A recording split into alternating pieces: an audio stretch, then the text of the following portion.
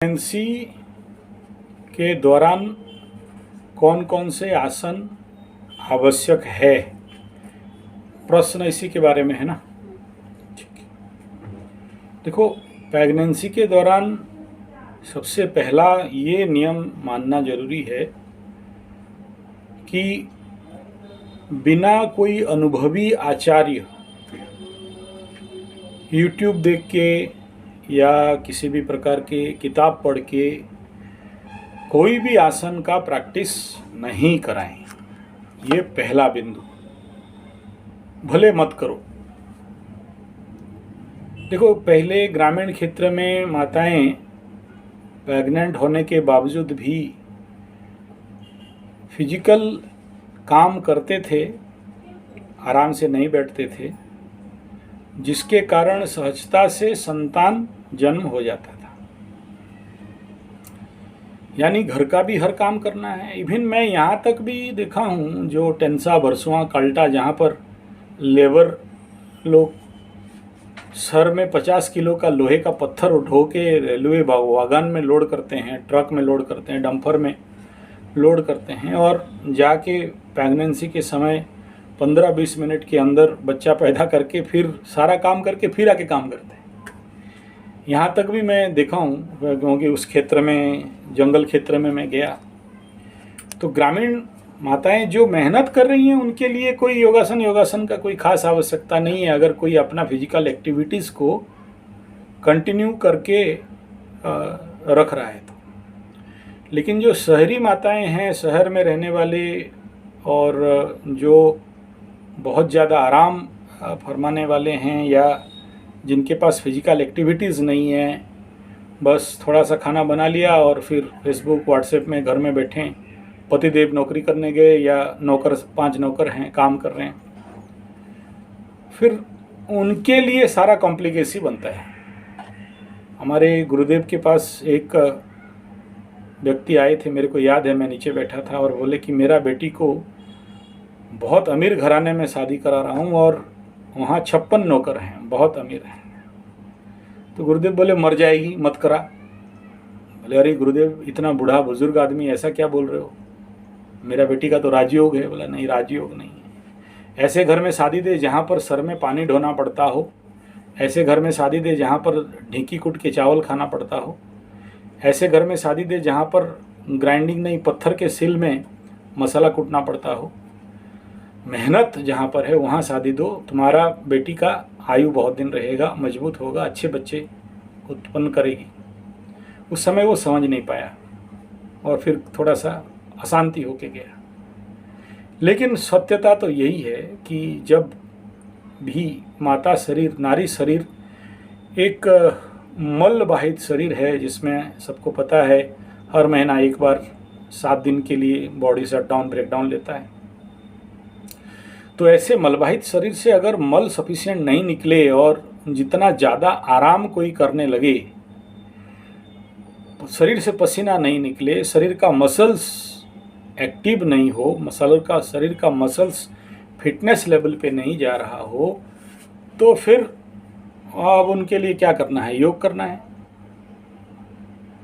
तो कौन कौन से योग करने चाहिए अगर कोई फिजिकल लेबर नहीं कर रहा है, फिजिकल एक्टिविटीज़ नहीं है, तो ऐसे व्यक्ति के लिए तो मैं कहूँगा सबसे पहला, मैं जो अनुभव से कहूँगा, walking is the best exercise for pregnant lady. And rush walking with hand movement, सबसे पहला काम। अभी तुम बोलोगे यार फिर हम लोग योगा टीचर हैं, हम लोग का कमाई क्या होगा। नहीं, वो भी ज़रूरी है, लेकिन बिना पैसा, बिना इन्वेस्टमेंट का अगर किसी को मैं कहूँगा तो वो ज़रूरी है वॉकिंग करना। करती है ना, बढ़िया है। लेकिन कब करना है, वो जितना अर्ली इन द मॉर्निंग हो सके। अगर हैं मॉर्निंग में, अगर प्रेग्नेंट लेडी 4 बजे के बाद से लेके 6 बजे तक का अपना बॉडी एक्टिविटीज़ रखे तो अत्यंत उत्तम है। लेकिन खाली योगासन कर देने से फ़ायदा होगा ऐसा नहीं। अगर hot dog, burger, pizza, chowmein, Manchurian, चाय समेत दूर रखो, बीड़ी, सिगरेट, ये सब फास्ट फूड का आहार करती हो और जितने सारे चाय बिस्किट और बिस्किट और इस प्रकार के गंदा कचड़ा पैक्ड डब्बा बंद खाना खाए, होटलों में खाए और फिर व्यायाम करे, योग करे, उसका कोई मूल्य खास नहीं रहता, क्योंकि इस प्रकार के फास्ट फूड हमारे पूरा स्वास्थ्य व्यवस्था, हेल्थ सिस्टम को बर्बाद करके रख देते हैं। दूसरा ये है कि कौन कौन से ऐसे आसन करना आवश्यक है ऐसे माताओं के लिए, ऐसे महिलाओं के लिए। सबसे पहला महिलाओं के लिए आसन, गर्भवती महिलाओं के लिए आसन है सर्वांग शरीर पवन मुक्तासन या फिर सूक्ष्म व्यायाम योग, पैर का उंगली से लेके सर तक।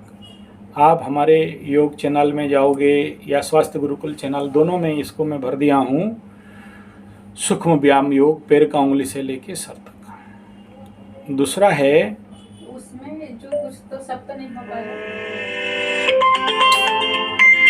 वो मीन्स खाली आसन प्राणायाम नहीं है। योगे न चित्तस्य पदे न वाचा मलम शरीरस्य च वैद्यकेन योपाकरोतं प्रवरं मुनीना पतंजलिं प्राञ्जलिरानतोस्मि। तो पतंजलि महर्षि खाली आसन नहीं दिए हैं कि आसन कर लोगे तो सब ठीक हो जाएगा।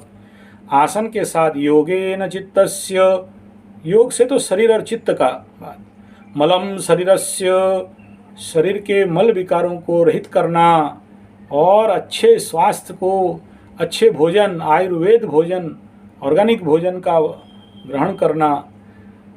और मलम योगेन चित्तस्य पदेन वाचा मलम शरीरस्य च वैद्यकेन योपाकरोतं प्रवरं मुनीना। और वाणी अच्छा, इस अवस्था में वाणी अच्छा होना अत्यंत, ये तीन चीज़, अगर वाणी क्रुद्धपूर्ण हो रहा हो तो फिर ये तो काम नहीं देगा। तो ये तीन चीज़ होने से पतंजलि महर्षि का पूर्ण सूत्र समापन होता है। तभी इसलिए आसन के साथ उत्तम भोजन, उत्तम आहार, ऑर्गेनिक आहार और उत्तम वाणी, मानसिक स्थिति को शांत करना, इसके लिए योग, निद्रा, ध्यान का आवश्यकता। किस महीना से प्रेगनेंसी का योगासन करना चाहिए? कितना महीना तक होना चाहिए? कितना महीना तक करना चाहिए? अच्छा प्रश्न है। ये पहला बात ये है कि किस महीना से करना चाहिए। देखो, योगस्थ कुरु कर्माणि संगम त्वक्ता धनंजय, योगी को तो जिंदगी भर योग करना चाहिए। और जो भी महिलाओं को, माताओं को मातृत्व प्राप्त करना है तो माँ को तो आजीवन योग करना चाहिए, इसमें कोई बात नहीं है। कब से करना चाहिए? से हो गया तो जिसका जो गर्भस्थ है और पहले से योग नहीं कर रही है और उसको भय है कि कल हम जो संतान जन्म करेंगे उसके लिए सिजेरियन होना पड़ेगा, ऑपरेशन करना पड़ेगा या और कुछ करना पड़ेगा, ऐसा भय जिसके ज़िंदगी में आ रहा है, उसके लिए चिंतनीय विषय है। उसको तो फिर डॉक्टर के, पहला बात है डॉक्टर से प्रेस्क्रिप्शन लो, कि क्योंकि कल कोई भी उल्टा सीधा आप योगा टीचर लोग करोगे तो आप योगा टीचर लोगों को सरकार सर्टिफाई नहीं किया है, किसी का कुछ गलती हुआ और उसके लिए आप ब्लेम हो जाओगे। तो जो भी, जिस भी क्षेत्र में आप लोग योगा सिखाने जा रहे हो, आसन प्राणायाम ऐसे महिलाओं को कर रहे हो, चाहे वो होम योगा करा रहे हो या आपके क्लास योगा करा रहे हो या ग्रुप योगा करा रहे हो या आजकल तो और ख़तरा निकला है ऑनलाइन योगा, तो इस क्षेत्र में तो बहुत सोच समझ के, और पहला बात है कि जिस माता को आप सिखाओगे उसका स्थिति पहले देखना बहुत ज़रूरी है कि वो उस लायक है या नहीं। कभी नहीं कि और सडन करने आ जाए, कोई प्रेस्क्राइब कर दिया, कोई बोल दिया कि भाई आपको योग करना चाहिए और करने आ गई, तो समस्या का कारण बन सकता है। तो लोग चाहते हैं योगा करके बच्चा अच्छा सा पैदा है बिना तकलीफ। हाँ, तो सबसे पहला बात मैं बता दिया कि सर्वांग शरीर पवन मुक्तासन, सूक्ष्म व्यायाम योग पहला, मॉर्निंग वॉक, इवनिंग वॉक जरूरी। तीसरा, आसन क्या क्या करना है, तो उसमें सबसे पहला ये जो 2-3 बात के जाने के बाद बटरफ्लाई आसन जिसको आप लोग बोलते हो, दोनों पैर को लगा के मूवमेंट करना, लेकिन उसमें स्पीड नहीं होना चाहिए, फास्ट नहीं होना चाहिए। स्थिरम सुखम आसनम, धीरे धीरे दोनों पैर को आपस में सटाने के बाद ये स्लो मूवमेंट यहाँ से होना चाहिए, ध्यान पूर्वक होना चाहिए, कॉन्शियसनेस को लगा के होना चाहिए, फोकस को लगा के होना चाहिए। ऐसा नहीं आगे नहीं झुकना है, आगे नहीं झुकना, आगे झुकने का कोई आवश्यकता नहीं है। मैं आपको ऑलरेडी सीरीज बता दिया हूँ। ज़्यादातर देखो क्या है, फैक्ट क्या है, एक बात बताओ, एक टेक्निकल बात बताओ। एक बच्चा जब गर्भ मार्ग से बाहर निकलेगा या निकलेगी, कोई भी छोटा सा बच्चा, क्या साइज रहेगा? बेसिकली उसका अगर आकार देखा जाए तो वो जो योनि मार्ग है उससे 5 गुना, 7 गुना, 10 गुना ज़्यादा बड़ा है कि नहीं? अगर पूरा मेजरमेंट किया जाए योनि मार्ग को तो उसका 5, 7, 10 गुना, 20 गुना, किसी किसी का अगर ज़्यादा वेट है तो 12 गुना ज़्यादा बड़ा। अगर बच्चा दुर्बल है, बीमार है, अलग बात है, छोटा जन्म होगा, लेकिन बेसिकली तो बड़ा जन्म होता है। तो एक बात प्रश्न का सोचो कि गर्भ में फिर एक हड्डी, वो प्यूबिक बोन और जो ये बोन है, उसमें से एक बच्चा क्रॉस कैसे करके कैसे निकल गया? क्या होता है उसमें?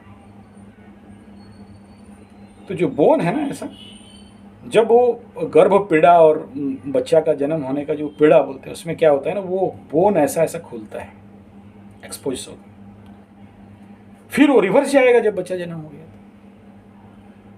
तो ये जो क्रिया होता है इसको सपोर्ट कौन करेगा? मसल्स। तो वहाँ का मसल्स, लोअर बेली मसल्स से लेके वो नीचे एब्डोमिनल और जो हिप मसल्स है, ये इतना स्ट्रॉन्ग एंड इलास्टिक होना चाहिए। इतना स्ट्रॉन्ग मीन्स इतना क्या बोलते हैं उसको, लचीला होना चाहिए कि वो रिकवरी भी आ जाए।